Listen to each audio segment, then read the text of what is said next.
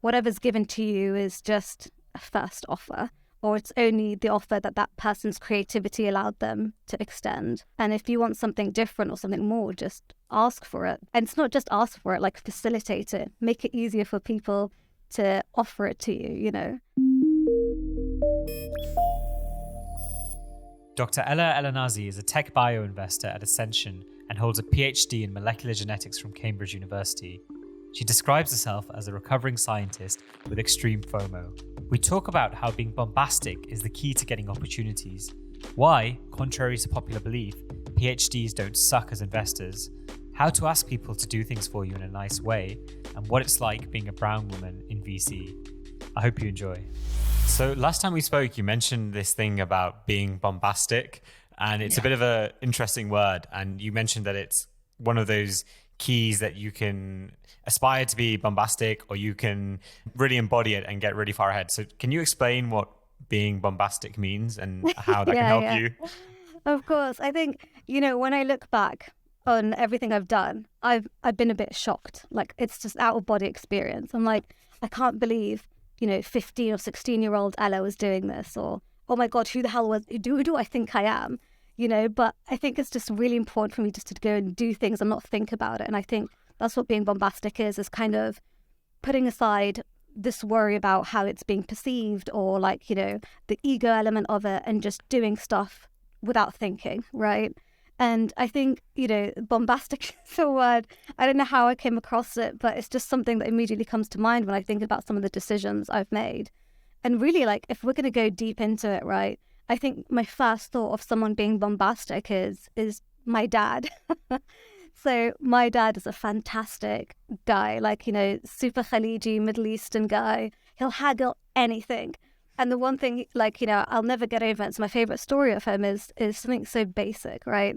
My dad has a package at home that pays for like internet, your TV, your calls, everything, right? And he pays less per month than I do for just internet, and we're on the same provider. And I was like, Dad, I can't, like, what are you doing? And all my dad does is he's just like, I'll just pick up the phone to these guys. And I say, you know, this is too expensive for me.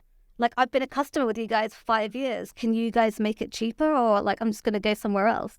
And it's interesting to me. Like, I thought he was being so bombastic. I was embarrassed. I'm like, Dad, put the phone down. This is a set price. Everyone's on the same thing. Just accept it.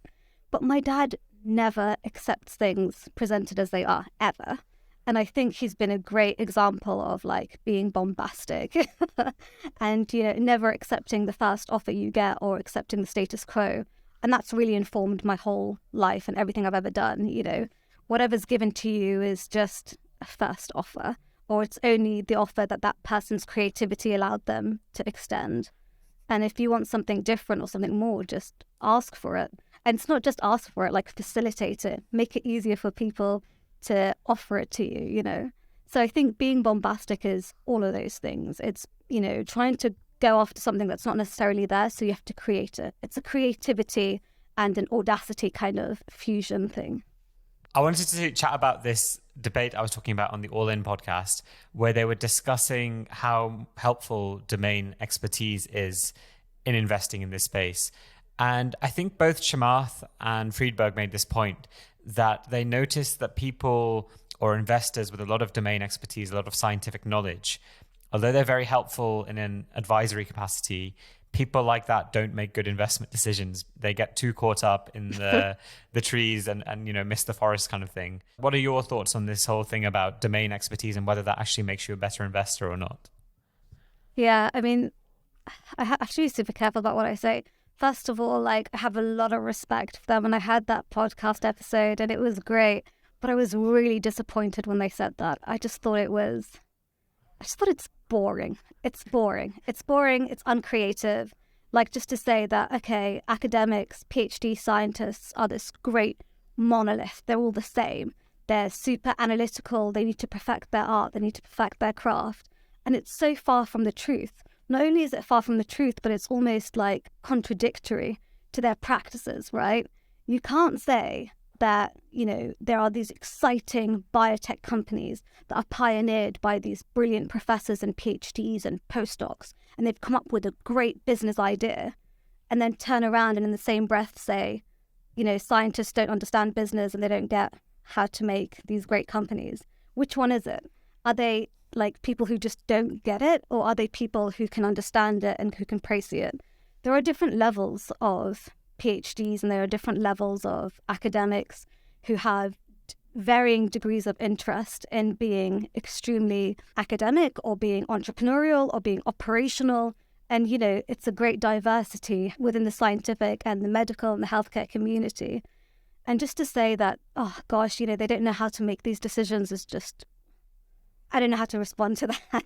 It's obviously not very true, but it's also something that bothers me in VC as well. Like, as a general wider conversation, it's this idea of gatekeeping the identity of like what a VC can be and how it should look like. You have brilliant IB kids coming into VC who can whip up a financial model, a discounted cash flow that could tell you the value of a company.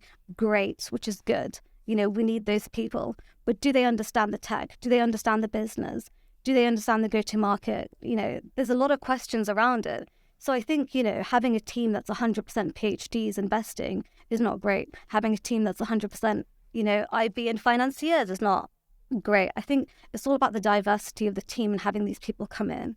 So I strongly disagree with it. I think some of the best investors I know have that scientific and deeply technical background. And I think the field is also waking up to this. In VC, they say they want to see more operators because they value that operational experience when it comes to making investment decisions. And it's the same with science. What happens if we take out the technical side of it and we just bring in, these investors to look at a business model and to get external help on whether they think this is a good idea or a bad idea?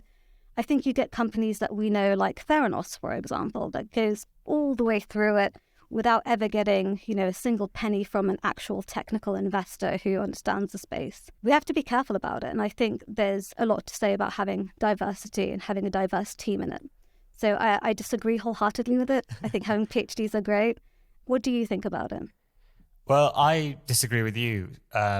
This quote about, sometimes you need to be dumb to be smart. And another analogy that comes to mind is that when they research doctors who end up being patients and being seen in hospital, you'd think that they would be great at kind of advocating for themselves and getting really good care and making really good decisions, but they actually have worse outcomes than regular patients. And that could be for a whole lot of reasons. So I don't know. I think this thought that just knowledge itself being a good thing, I think it feels like it's intuitive, but it's not always correct. And then the second theme that maybe you can touch on this as well is that as I look at venture capital, I'm trying to just work out how much of it is a knowledge and intuition and thesis type thing, how much of it is like a network access, that kind of thing, and then how much of it is just blind luck and gambling, essentially. Yeah. And I haven't really come to the bottom of that, to be honest.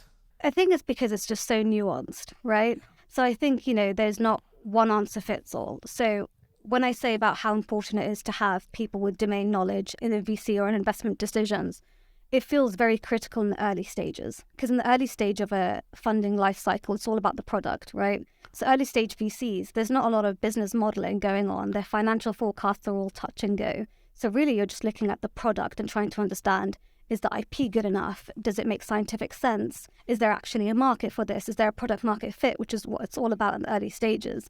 And I think that's when you need your technical experts. That's when you need people who are not, I'm not saying we should pluck out a professor who's been in a research lab for 30 years, but you have entrepreneurial scientists who understand, what product is needed right now and what kind of groups need, what's an exciting business proposal out of their research lab and stuff like that. So I think in the early stages, technical expertise is extremely needed. I think myself, and I speak for myself here, I would not be comfortable or even think there's a need for me in the late stages of VC when it's all about growth. And that's when the IB people come in and the financiers. Now we need your models. Now we need to understand your market sizing, like properly bottom up, et cetera.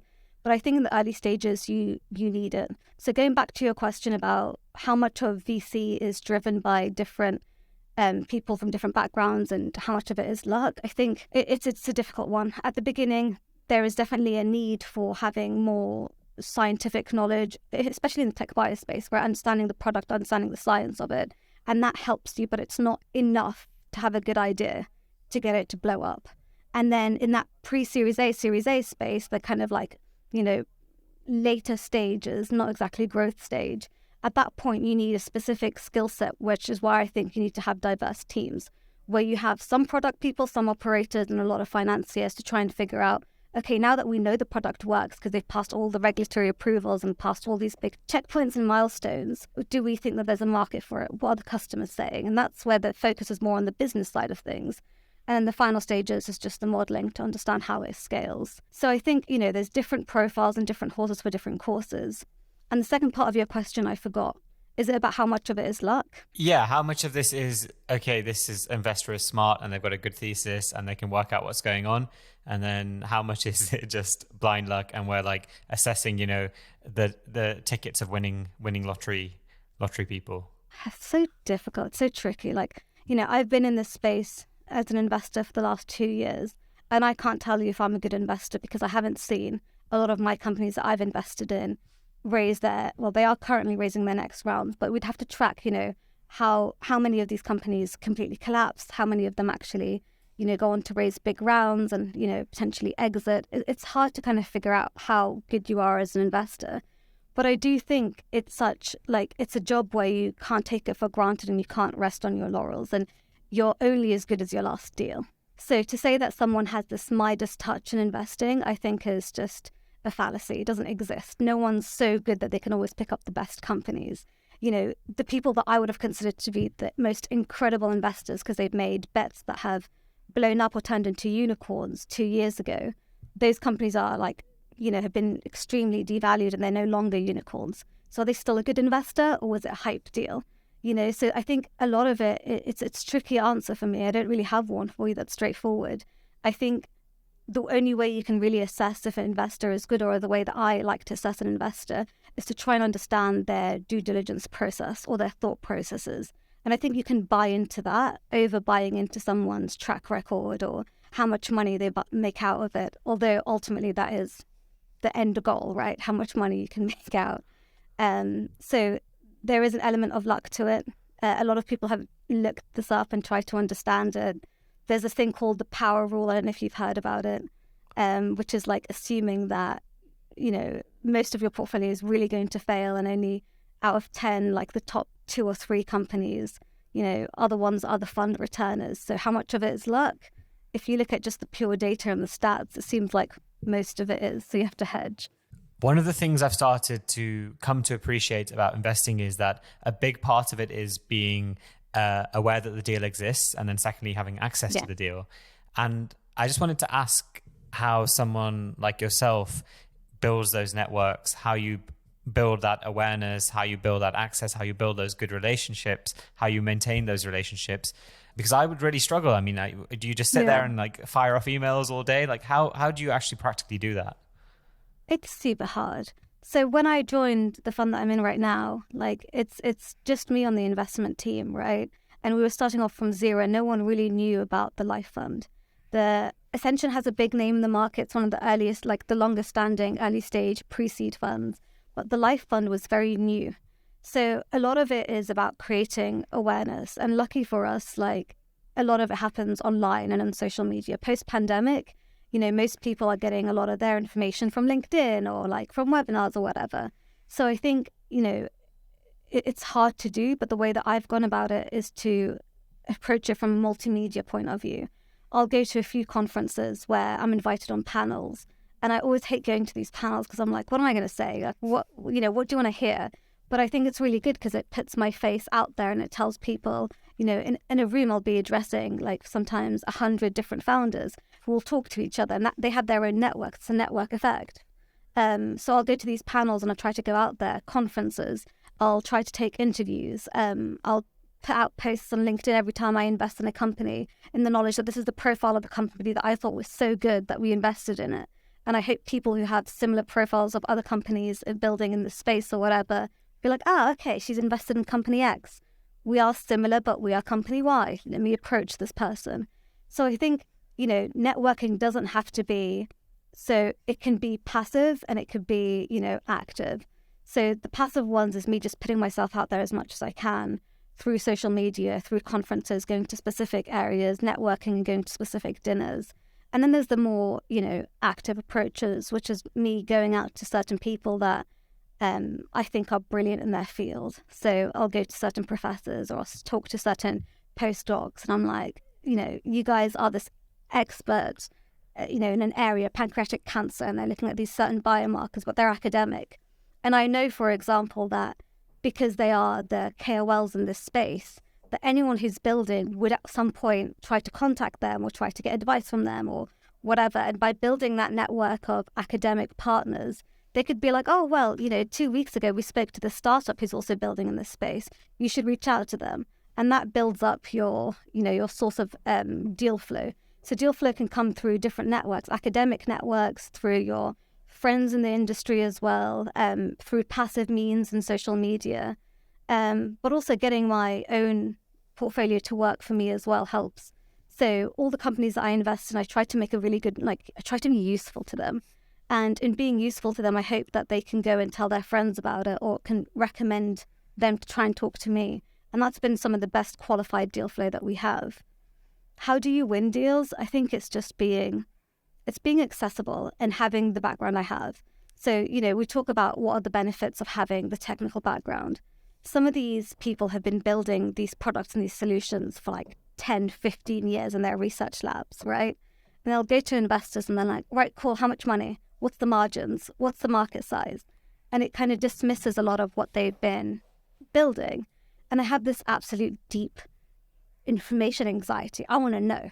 Ever since I left academia, I have this, chip on my shoulder. What am I missing? What's the latest paper that I can't see? So in my first calls, they're almost exclusively always about the products.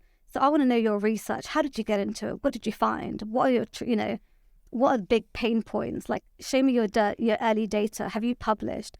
And just by having that kind of empathy with the founder and understanding the journey and trying to understand the core product, which is the science, has always helped me in building up my reputation with these founders, but also on winning the deals, showing a true, genuine interest in more than just the returns, which is important, And that is something I definitely ask in meeting 2 or 3.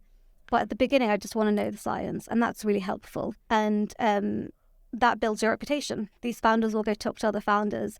At the Life Fund, the big reputation that we've built over the years is that we do deep technical due diligence. And we ask questions other investors don't. And it's all about just trying to understand what these guys are building. Because, they all graft in the labs. They do all this crazy work. They're applying for grants to get, this research done and conducted and finished. And then to have someone just be like, oh, okay, is it clinically approved? Fine. FDA regulated? Cool. Let's move on. That's the checkbox for them. But that is the product and that's the star of the show. So I always try to go into it and understand it out of my own curiosity more than anything. It sounds like you're hacking into that part of human nature where everyone really wants to be understood and appreciated. It's like what they want operators, right? So you'll see a lot of really cool investors who are ex-Uber and ex-Google and stuff like that. Everyone wants an operator. They have startup experience. And what they're looking for is that empathy piece. Do you understand what I had to go through to get to where I am? And do you know and appreciate and understand the field enough to afford me the flexibility to do what I need to do to get this product onto the market? Because a lot of investors, will see a product, it's semi-complete, and they'd be like, yeah, cool, let's get it out there. And there has to be a balance between how much time you commit to R&D and how much time you commit to actually commercializing, and understanding that balance between the two is very important. It's one I'm still trying to get my head around. And so I think, a lot of these academic founders spin out companies, just want to make sure that they can continue doing what they're doing and not get hindered. So, it is a massive empathy piece, and it requires people to understand what it takes, to get that product out there. On a practical level, say you want to make some moves in the space of CAR-T therapy or in large language models, or there's just a new area you want to go into. Practically, what would be the steps you would take to start building a network in that space or start getting some deal flow? Me personally, I think I wouldn't go into a space unless I'm deeply passionate about it, because you need something to get you out of bed, and you need something to get you deep in the trenches with these people. And the easiest way to get into these, clubs, because they can be very exclusive, is to actually have a deep passion that you can pursue. So unless I was really into LLMs and stuff like that, I probably wouldn't try to go into it, because you need to be there in the trenches with these people, understanding, building, contributing, not just taking, right? So I personally wouldn't go where my passion isn't there. But for example, I could tell you one thing that I was passionate about, that I got into, which is this space of AI drug discovery and drug design, all this stuff. Knowing that I had an interest in this space and wanting to learn more, what I basically did is try to research my own, like do my own research, desktop research, back to the lab. It's like PhD days. I read all the biggest articles. I reached out to the authors of those articles, asked them for like 15 minutes of their time. And I'm just like, hey, most people who put something out there would love to talk to you about it, because they've spent a lot of time doing it as well. It's flattering to them, and to me, it's super educational. I reached out to a few of these key players in the AI drug discovery space, from startups to people who help build them, to the coders, to the biologists. What are your struggles? What do you do? How can I, at the same time, I try to give them something back, because you don't want to be just a massive taker. So I reached out to those people. In return, what do you need from me? Would you like connections to some VCs? Would you like me to share some of the findings that I have at the end of it? So I did this massive literature deep dive, a lot of interviews, and then I started talking to more founders in the space. So I had this absolute goal to speak to every single pre-seed and seed AI drug discovery company in the UK. I wanted to do it. And I had time on my hands, and I loved talking to these founders. And I want to say that I covered 90% of them, the ones that have an electronic footprint on the internet. And I just reached out to them. Show me your deck. This is what I'm interested in. I'm trying to build up, some thought leadership pieces around it. Like, what's your struggles? What do you do? How are you different? And it took a lot of time, a lot of grafting, a lot of people being really suspicious as well. Like, what are you trying to do? But to get into a new space, you need to dedicate a lot of time, show passion, and just roll your sleeves up and get into it, really. The one thing I struggle with in this space is there's this huge part of networking where you meet one person and they introduce you to two people, and then that effect snowballs. And that's a really good way to get integrated into networks. But the part I always struggle with, like in doing this podcast as well, is the ask at the end, as in asking them, can you introduce me to two people? I've not found a way in which I feel good about asking people to do that for me, basically. Is there a way in which, when you're doing these kinds of things, that you ask at the end, can you introduce me to two of your mates? Or like, how have you gone around that? Just be like, it's going to sound terrible, just be bombastic. I think I hear what you're saying. And I definitely have that feeling where I never want to just be a taker. I don't want to take from someone and not give them something back. I think you just have to ask, and then ask them how you can be useful. Some people don't want anything in return. They just want to pay it forward because someone's helped them. So I think you just have to get out of your own headspace and, just ask people. I found, especially in VC, like outside of VC, I was so intimidated coming in. It seemed to be like a boys' club. It was all closed off. How do I talk to people? Once I got in, I realized it was a bit of a different reality. If someone doesn't respond, it's not just because they hate me or they don't have, they don't want to talk to me or they think I'm nobody. Most of the time it's because they're super busy or something's happening. So just leave it as it is, come back a few weeks later, be like, hey, listen, I'm so sorry to bother you. I'm just checking in. Is everything okay? Be more dynamic and be proactive about it. I think just asking is not hard to do. It's once you get over the hurdle in your brain about it, like being this difficult, imposing thing, it becomes easier, and let people decide for themselves whether they want to help you or not. So I think, if they are busy, they'll let you know. But if you don't ask them, you'll never know. So you're probably missing out. The worst thing that could happen is just they say, no, sorry, or I can't do it. And that's okay. For you, it's just a bit of like a bruise, right? Like a bit of a hit, like, oh shit. But once you drop the ego part of it, it's just, okay, sure, I get it. It's probably like a really precious connection that you don't want to burn, or maybe it's something that you don't have the capacity to do right now. No worries. I'll still get to that person through someone else, right? And that's the way you need to think about it. I don't know. I hope that helps. Yeah. What's been your experience of being a brown woman in VC? And I'm really curious about pros and cons. Do you think there are any pros? It's a good question. I think there's a lot of layers to it, right? Being a woman in VC and then being a woman of a certain ethnic minority in VC. I think it helps having the background that I do, right? Like, they're not taking a bet on some, brown, like, I want to say this without getting into trouble. There are a lot of mediocre investors that are in VC, a lot of them, right? And no one really asks about how they get in there. They're just in because, they were like, whatever, they have a connection or they bought in or someone knows someone who's done a favor for them. Their networks really helped them out, right? When they took a bet on me and when I got the position I got, I had to be better than the rest. I had to be completely excellent. They were investing in a PhD student from Cambridge who was working at a pan-European accelerator. And I think that made their decision easier for them. I think it's really telling that I don't see a lot of mediocre, ethnic minority investors, right? And I think that's where the inequality is. Being a woman who's brown in VC has become much more easier today in London. And I say this because there are phenomenal network groups for women in VCs, Asians in VCs, ethnic minorities in VCs. And there's like enough of us to create a body and to create a group where we band together and we talk about it. I think the hardest part of it has been getting into the VC part. But then once you're in, I haven't really faced as much discrimination for it. I think, there have been certain moments where in a deal, for example, they'd want to speak to a partner and not to me, even though the initial decision-making step has to pass through me. I'm the first pass filter. So I come in and I tell this company, sorry, it's not a fit for us. And they'll try to go over my head and go to my partner to see if they can get around it. But I think that's less to do with the fact that I'm a woman and brown and more to do with just titles and seniority. I haven't really given it much thought, to be honest with you. And there are people who are fighting this good fight and thinking about it and trying to make it more equitable for us out there, and they have my full support.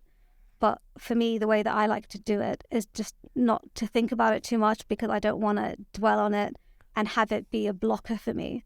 In my head, I'm trying to be like, everything's mine, everything's accessible, I can get whatever I want.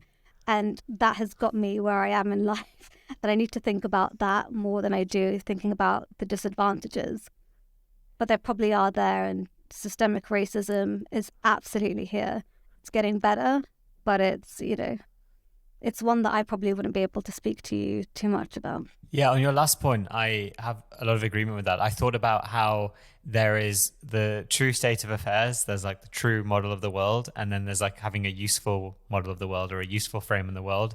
And I think believing that people are going to discriminate against you, whilst it may or may not be true, I can't imagine it being useful in your own personal journey, or at least in my journey. I don't know if it's always useful. So I've definitely adopted that, I think. Plays into it, right? I don't want to think about it because it negatively affects me. It makes me less confident in an interview. It makes me, double, think twice about their decision-making skills. And I'd rather go about it. And if I get rejected, I'd be like, well, what did I do wrong? And, it probably is the racism part, but I won't let myself acknowledge it because it will affect the way that I go about certain things versus me trying to protect them or say that they're fair or whatever. So last time we spoke, I wrote down this quote, which sounds really bad now. I'm going to read it out, but it was from you. It was, no one gives you anything. You just have to take it. What does that mean? How do you do that? It was a self-reflection piece for me. I think there's a lot of questions that I get from people who are now coming through, the ranks, and they're all these PhDs who are looking at entrepreneurship, looking at VC. And they're like, oh, how did you get this? Or how did you get that? And I wish I could just tell them that the way that I got into this position or the way that I got into my internship at Amazon, even though I had zero of the entry requirements, was because I just applied and I got it and then they accepted it. Everything I've done has been an extremely proactive approach to getting to where I need to go. And there's no set path for it. And this is what I mean by just taking what you want. If you really have a passion to get into a space and you're doing it for the right reasons, you can't just wait for the perfect opportunity to open up or for someone to help you in or for a position to magically appear, especially in VC where it's super hard and there's not a lot of job opportunities because they're limited by fund sizes, etc., etc., etc. if you want something, you have to kind of create your own luck. So I remember when I was, working at UIT Health, for example, the accelerator, one of the big things that I like to do was these due diligence deep dives, right? And one of the network people that we had in our network were just these VCs, and I loved what they were doing because it was all about trying to understand if a company works or it doesn't work. But I could never see a position open up or advertised that said, we are looking for a healthcare or a life science investor. It just wouldn't come around. And there'd be like one a year or whatever. So if I waited for that opportunity to present itself and gone through the traditional route, I probably wouldn't be in VC. So what I did is I took it, or I took the opportunity, whatever the quote I said to you was. And the way I did it is I just reached out to all of these different funds. And it was never, I know how this world works. It's extremely transactional, right? It was never a knocking on their door being like, hi, do you have a job for me? Can you take me in? It was like a more creative approach that would get their attention. Because I know, if you it's all about reverse engineering a problem, right? What are VC's problem? Trying to source deals and understand if they're good or not, and then get into these deals, right? There's the 3 core problems of a VC: finding a good deal, understanding the good deal, and then getting into it. So now that I know what the problems of VC are, I'm going to try and address it. And that was going to be my long case study or my long interview. So I reached out to half of the UK / some of the European investors, just being like, oh, hi, not asking you for anything. I run an accelerator. I have some really cool deal flow. Let me just send it to you, no strings attached. And they were like, yeah, cool, send it to us. And then once I built that relationship with them, I reached out to a few and I'm like, hey, listen, I could do my background's in understanding breast cancers and metastasis, all this good stuff. Do you have anything in that space? I'm happy to DD it. I miss being in the research lab. I'll do it for you guys. No worries. And I got to do a few due diligences. So by the time that I built the relationship with these guys, I could be a bit more bombastic. I was like, hey, listen, I've given you guys these cool deals. You've seen what my due diligence looks like. What are you saying? You've obviously made a few investments in this space. Bring someone on more full time. And that's kind of how these roles get created. They think and they create a space for you. And that's an example of taking it. Trying to be useful to people, showing them who you are ahead of time, de-risking yourself as an investment for them. Effectively, you're pitching yourself like the startups do. And I think you have to be clever and creative about how you do it. So that's what I mean by taking it. It's creating your own opportunities and creating your own luck, which takes a lot of nerves. And you have to kind of accept it when people say no. Do you know how humiliating it was when I got into VC and then I started to meet all these people that I used to bombard and talk to all the time. And they'd be like, oh, Anna, your name is... And I'm like, don't worry about it. Hi, let me introduce myself again. I was just that pest that was sending you deals and stuff. But I didn't mind because it got me to where I needed to get to. And I think one thing that people always love and always respect is someone who's trying to hustle, right? I can tell a difference between someone who slips into the DM what job do you have going? I want to work with you. Can you give me a job, right? Versus someone who's like, hey, listen, I've started this student group looking into VC. It's something I'm so passionate about. You've done X, Y, and Z. I love what this is. Just give me 10 minutes of your time or let's talk. And you have to respect that. When you see that, it's so infectious, these people. And you want to be around exciting people, infectious people who are going to be the next big thing in VC. So if that's who you are and that's what you want to do, you should have no worries going to these people because they respect it and they know a hustle when they see it. One thing I forgot to mention, actually, I think something that you do really well with your conversation, and I'll just call it networking, but it's meeting and greeting people. And I thought this after the last time I spoke to you was, I think it's a part of human psychology where everyone is always the main character. Everyone has main character syndrome in their own head, right?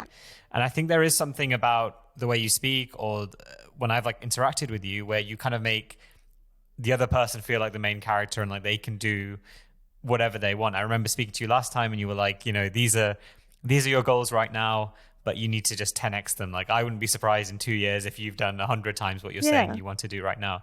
And I think that's another interesting part of this, just relationship building, but just thinking, having the empathy to think about something from someone else's side. So I wonder if you've done that kind of consciously or whether it's just something you naturally do. But I think there is an element of just hyping someone else up a bit and making them kind of the main character rather than always being me. I don't think I think of it like that. Maybe this is just like a personality trait or whatever, but first of all, I do think I'm like really up myself. Sometimes I have to check myself. I'm like, you're getting ahead of yourself. Relax, it's not that. But I do think for me, it's an honest, like, intellectual curiosity, right? The reason that I love VC and where I am is the founders, right, that I'm meeting. These people are like creating novel ideas and they're coming up with brilliant, concepts that have never been, thought of before, or they're pioneering things that are super high risk. And for me, I'm just like, what drives you? How do you do it? There's like this kind of need to want to understand who they are and what they do. And you're one of them. You're creating this podcast that's very differentiated in a world that's very saturated. And I want to understand, what's your motivation? What are you thinking? Brilliant people are so cool to be around. And you learn so much being around them. And I think that's really important for me. So, for example, the biggest way that I've set aside my imposter syndrome is by realizing that it's not about me. I think imposter syndrome can sometimes be extremely self-serving. It's like saying, oh, do I belong here? Instead of just thinking like that, I'm like, oh my God, I'm so lucky to be here, because even though I don't know anything about podcasts, you do. So tell me, what do you know? Teach me your things. Like, I just love it. I'm a massive information consumer. So what do you know? How do you know about it? And I just want to be this patchwork of all the interactions I have moving forward. So for me, it's not like, I don't think of it as like, oh, okay, I've spoken about myself enough. Let me ask you about yourself, which feels inorganic. For me, I think all of my interactions are always like, you're so cool as a person. What's your story? So I think, you say it's hyping, which I didn't realize I was doing. I think you've built something really cool and I'm really privileged to be a part of it. But I just genuinely love it. I think it's really interesting. It beats, like, you should see me around boring people. Around boring people, I wilt. I just lose the motivation and the will to live. It's just not my kind of scene. But when you meet people like you, it's easy for me to just, want to learn more about you. Like, I think main character, this is my main character syndrome, like wanting, my main character energy is trying to like understand other people and get people and empower them and lift them up, because I think that's really cool. Like, venture capital is a people business ultimately, and I love people. I hope you enjoyed that episode. You can find all my links by going to bigpicturemedicine.co.uk. And if you've been enjoying the podcast, then please consider leaving a review. And by the way, all of these episodes are now available on Spotify and on YouTube in video format. Thanks for listening.